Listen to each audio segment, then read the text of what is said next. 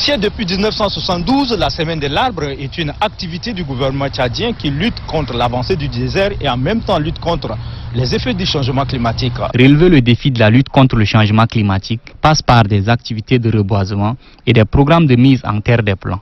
Chaque année, le gouvernement donne une tonalité particulière, ceci afin de mobiliser les différents partenaires et la population à cette noble cause. Ils répondent à l'avancée du désert qui s'est installé depuis la période pré-industrielle de 1850 à 1900 dans le continent européen, asiatique et américain. Mobiliser les Tchadiens et les Tchadiennes pour planter et entretenir au moins un arbre. Et la Semaine nationale de l'arbre est instituée par l'ordonnance 29 du 30 octobre 1972. Et suite à la sécheresse et à l'avancée du désert que le gouvernement datant a jugé bon d'instituer cette semaine pour sensibiliser et conscientiser les Tchadiens afin de planter et entretenir les arbres. L'appel que nous lançons à tout un chacun, au niveau national, tout comme au niveau local, est que chaque fois qu'on organise la Semaine nationale de l'arbre, on dispose également des plans pour que chaque Tchadien, chaque participant qui vient ici trouve l'occasion d'amener un arbre à la maison pour planter, même s'il n'a pas les moyens d'en procurer sur le marché. La Semaine nationale de l'arbre initiée par l'État tchadien est en parfaite adéquation avec la dynamique autour des grands enjeux mondiaux de l'heure qui sous-entendent la construction d'un avenir responsable en vue de garantir un bien-être durable de l'humanité. L'avancée du désert est de plus en plus visible dans des localités à vocation agro-silvopastorale dont l'intérêt des citoyens est de préserver l'environnement et les ressources naturelles. La ville de N'Djamena, à l'instar d'autres villes du Tchad, n'est pas à l'abri du changement climatique. Avec l'avancée du désert, la coupe abusive des arbres et le phénomène récurrent des inondations. Conscient de cette situation, la commune de la ville de N'Djamena, qui a pour ambition de rendre la ville verte, a entrepris depuis quelques années la mise en terre des fleurs et des plantes. L'objectif de la commune est de disposer d'un environnement sain, viable et durable.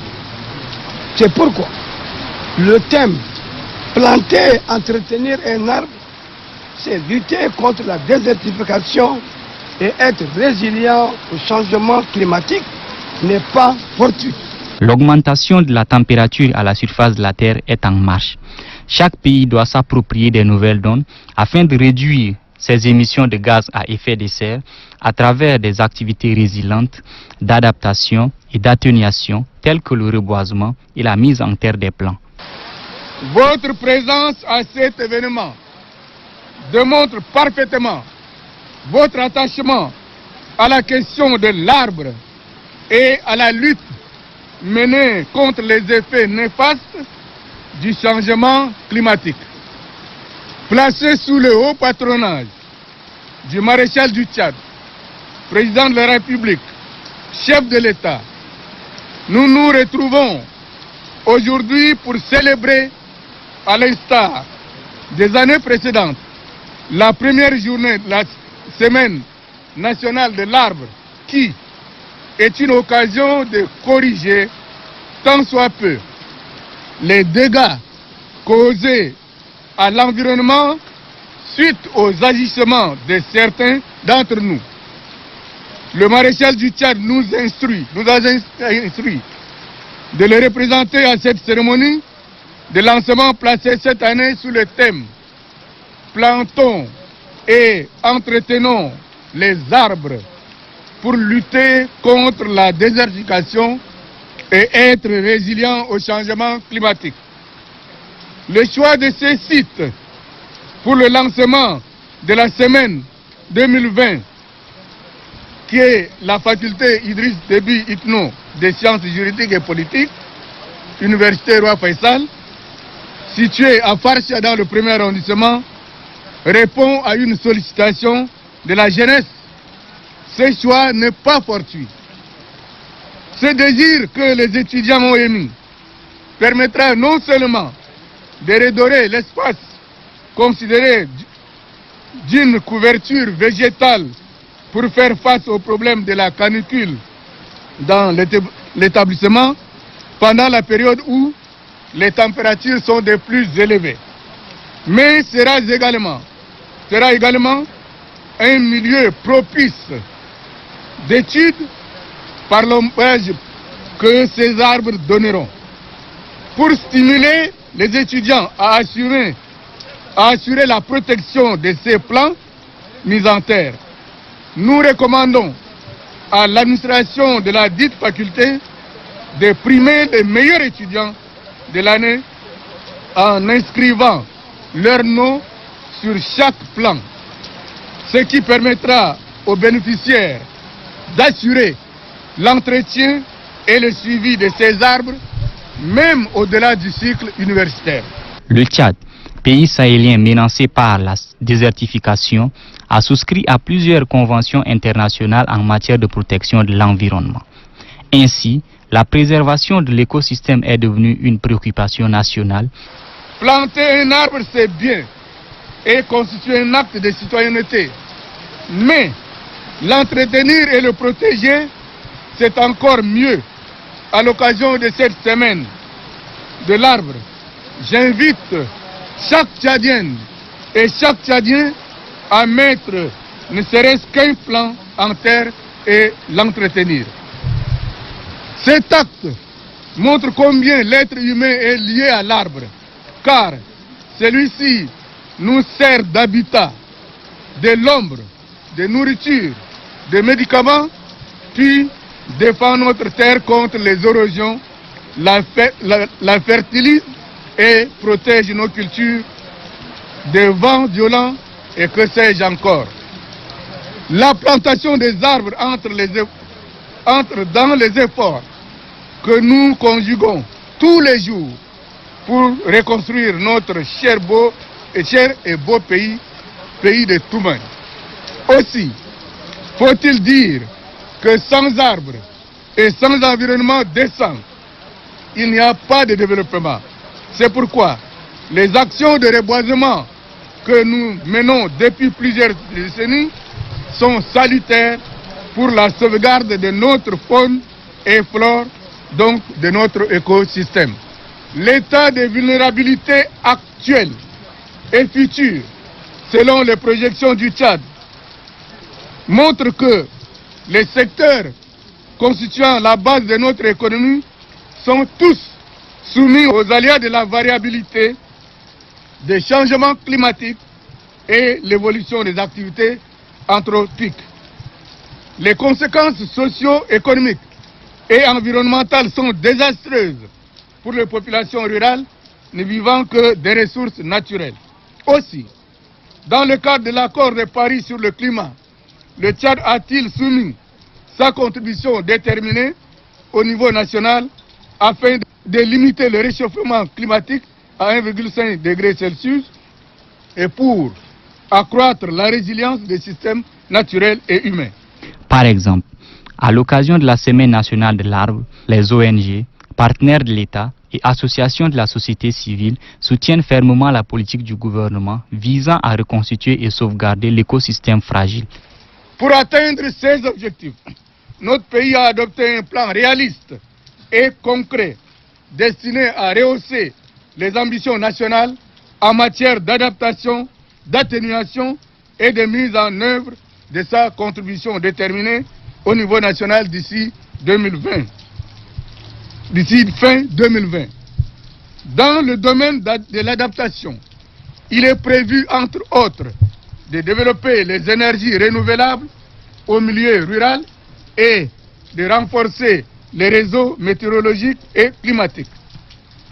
En matière d'atténuation, les priorités sont accordées au programme de protection de l'environnement et de gestion durable des ressources naturelles à travers l'exécution des projets RED, Grande Muraille Verte, Programme national du développement des ceintures vertes autour des grands centres urbains et la gestion des risques environnementaux.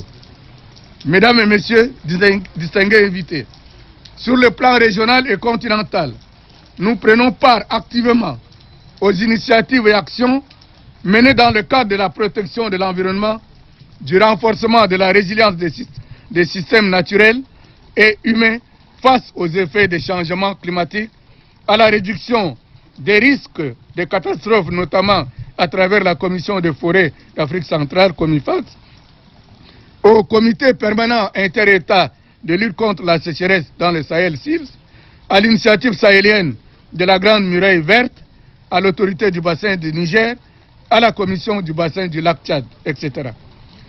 Sur le plan international, de par son appartenance aux 3 conventions de la génération de Rio de 1992, le Tchad a élaboré sa stratégie en matière de lutte contre la désertification, la destruction de la diversité biologique et le changement climatique.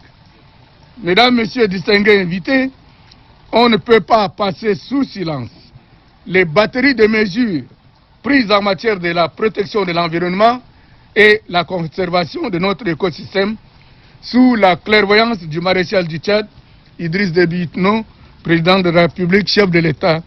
Il s'agit, entre autres, de l'interdiction de l'utilisation des sachets en plastique, de la coupe abusive d'arbres et la vente de bois, de chauffe de charbon. L'incitation de la population à mettre en terre et entretenir au moins le plan chaque année. La protection quasi-militaire des aires protégées, les parcs et les éléphants tout au long de leur couloir de déplacement. La réintroduction des espèces fauniques et la régénérescence naturelle d'espèces d'arbres jadis disparues. Dans la lutte pour la protection de l'environnement, la Semaine nationale de l'arbre est une réponse à la politique qui a porté davantage ses fruits. Il faut reconnaître qu'un grand bond quantitatif a été réalisé en faveur de la protection et de la conservation de l'environnement, et ce, depuis l'appel pathétique lancé à Mandélia par le maréchal du Tchad. Depuis lors, on note avec grande satisfaction la régénérescence du sous-couvert végétal. Il suffit de regarder aux alentours de N'Djamena, direction nord comme sud. Plusieurs organisations nationales agissant dans le cadre de la protection de l'environnement et de la faune ont bénéficié du soutien du maréchal du Tchad et de son gouvernement. Aussi, le maréchal du Tchad, président de la République, chef de l'État, est signataire de plusieurs actes en faveur de la protection de l'environnement, tant au niveau national, régional qu'international. Les actions entreprises par le maréchal du Tchad ont donc donné des résultats probants et des impacts visibles. C'est loin d'être suffisant. Nos compatriotes doivent faire davantage. Mesdames, Messieurs, distingués invités, à l'occasion de cette première journée de lancement de la Semaine nationale de l'arbre, j'instruis au nom du maréchal du Tchad, les chefs de département ministériels, les responsables des grandes institutions de la République, les chefs d'arrondissement de la ville de N'Djamena, de mobiliser leur personnel pour cette opération. Les arbres constituent des brise-vents, luttent contre les vents violents, maintiennent les sols dégradés et participent à la lutte contre l'érosion. En outre, j'exhorte nos forces de défense et de sécurité à braver cet adversaire qu'est le changement climatique en y participant activement à l'opération de reboisement. Les dynamiques organisations des femmes et des jeunes ne doivent pas rester à l'écart.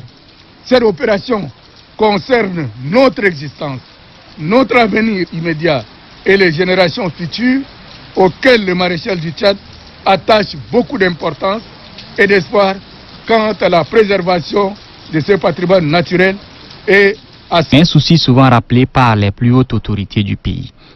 Quant à vous, chers compatriotes de la presse, le combat pour la protection de l'environnement est le vôtre. Il se gagnera à travers la sensibilisation dont vous constituez un puissant levier. Cette Semaine nationale de l'arbre devait conduire chacun de nous à changer de comportement, à penser au futur et à nos progénitures. La protection de l'environnement et la lutte contre les effets néfastes du changement climatique est l'affaire de tous. Par conséquent, nous devons, à divers niveaux, nous mobiliser pour laisser un pays meilleur à nos enfants. C'est sur ces vœux d'espoir que je souhaite à tout le monde une bonne et heureuse semaine nationale de l'arbre. Je déclare donc lancer la semaine nationale de l'arbre, édition 2020. Je vous remercie. De la semaine de l'arbre, nous voici à Maïlao. Mesdames et messieurs, chers téléspectateurs, bienvenue à Maïlao, localité située à 80 km à la sortie sud de la capitale du Tchad.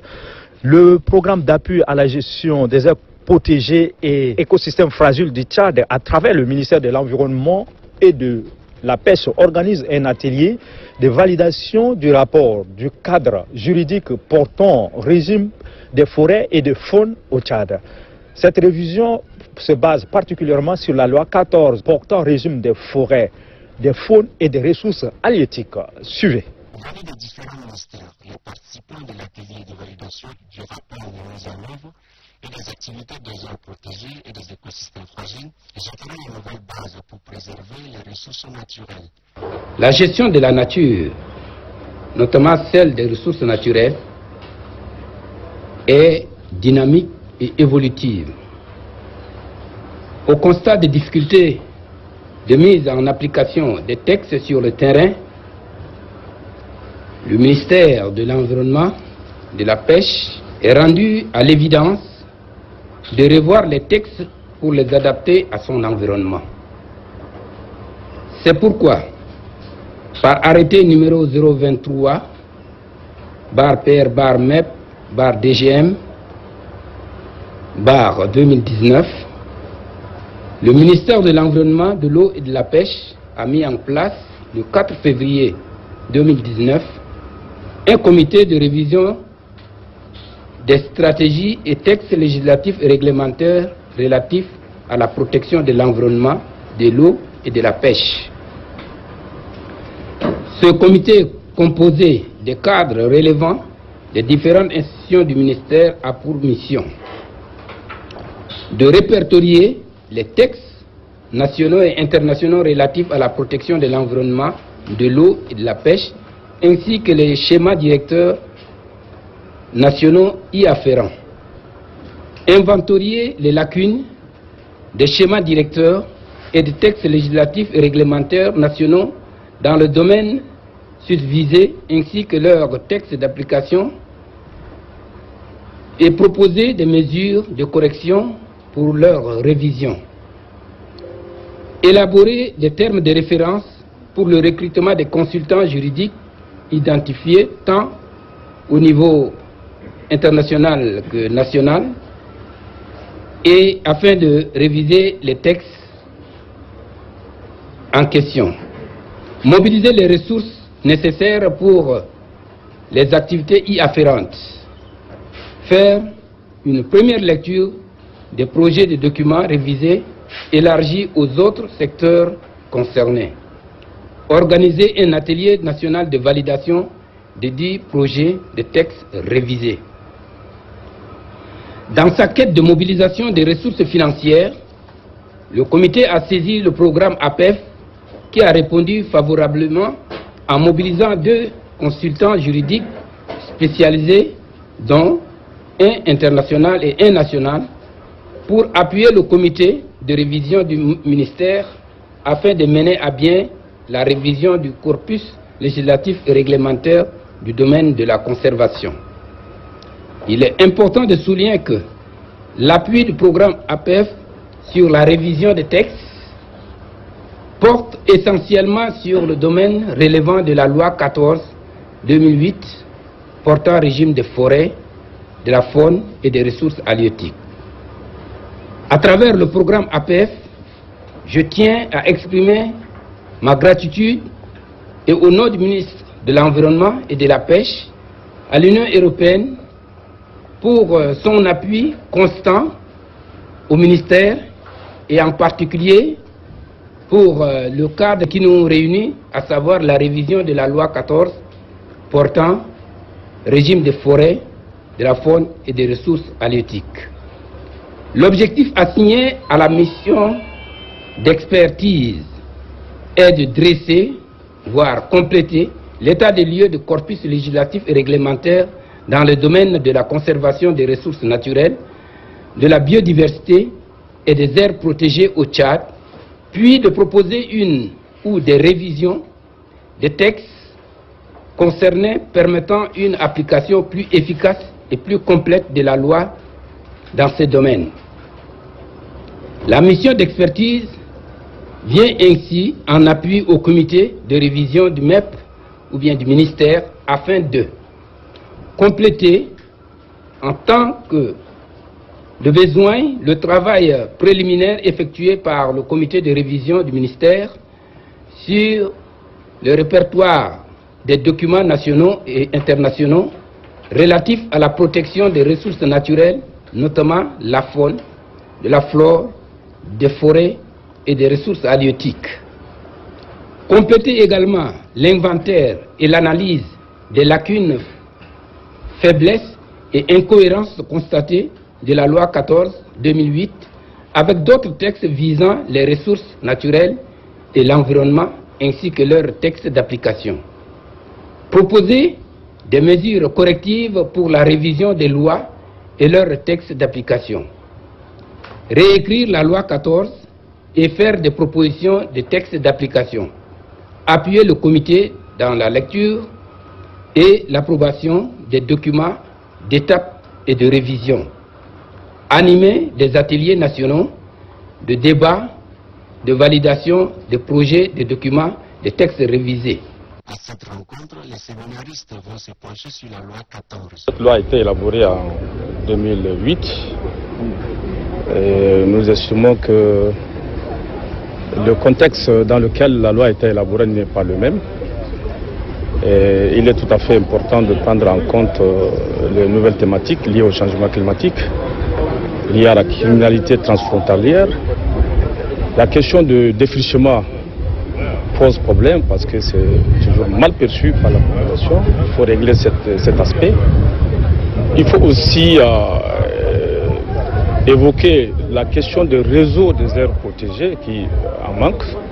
Et puis il faut aussi faire un lien entre les aires protégées. Parce que si vous regardez le contenu de la loi, elle ne traite que des aires protégées en matière de faune, alors qu'en matière de forêt, la question doit être traitée ainsi qu'en matière de ressources halieutiques. Et nous avons donc jugé opportun de revoir toutes ces questions et en même temps revoir un peu le régime des sanctions, requalifier les infractions, parce qu'aujourd'hui, en matière de sanctions, il ne s'agit que de délits. Malheureusement, il n'existe pas de crimes prévus, de crimes pour les infractions commises en matière surtout de faune sur les espèces intégralement protégées, et menacées d'extinction telles que les éléphants et autres. Donc nous avons jugé utile de revoir toute cette batterie de sanctions afin de mieux protéger l'environnement, afin de mieux dissuader ceux qui se livrent, n'est-ce pas, à la pratique de destruction de l'environnement. Beaucoup de résultats ont été obtenus en matière de la conservation de la biodiversité d'une manière générale. Aujourd'hui, en matière faunique, il y a eu quand même, disons, des progrès remarquables qui ont été accomplis dans le domaine de conservation de la faune. En matière de protection, aujourd'hui, beaucoup des espèces se sont multipliées. Vous prenez l'exemple de buffles, aujourd'hui on en compte des milliers et des milliers, et d'autres espèces également. Donc quand vous allez sur le terrain, en matière de conservation, il y a des progrès qui ont été faits, et en matière de conservation du couvert végétal d'une manière générale, il y a des progrès qui ont été accomplis, et nous pensons que beaucoup de résultats positifs ont été obtenus. Dans notre approche actuelle, il est question de responsabiliser plus la population à la base. Il faut faire participer la population dans le cadre juridique de protection de l'environnement. En charge des zones protégées et écosystèmes fragiles apprécie la tenue de cette réunion. APEF, programme d'appui à la gestion concertée des aires protégées et écosystèmes fragiles du Tchad, est un programme financé par l'Union européenne dans le cadre du 11e FED, Fonds européen de développement, bien en appui à la gestion concertée des aires protégées. Donc c'est un programme qui appuie le ministère de l'Environnement et de la Pêche pour gérer des aires protégées. Et ce programme, à part l'appui à la gestion des aires protégées, appuie également certains aspects du ministère, surtout la réforme institutionnelle, dont la révision des textes législatifs et réglementaires, en particulier la loi 14 portant régime des forêts, de la faune et des ressources halieutiques, qui concerne la gestion des aires protégées et la conservation de la biodiversité de façon globale.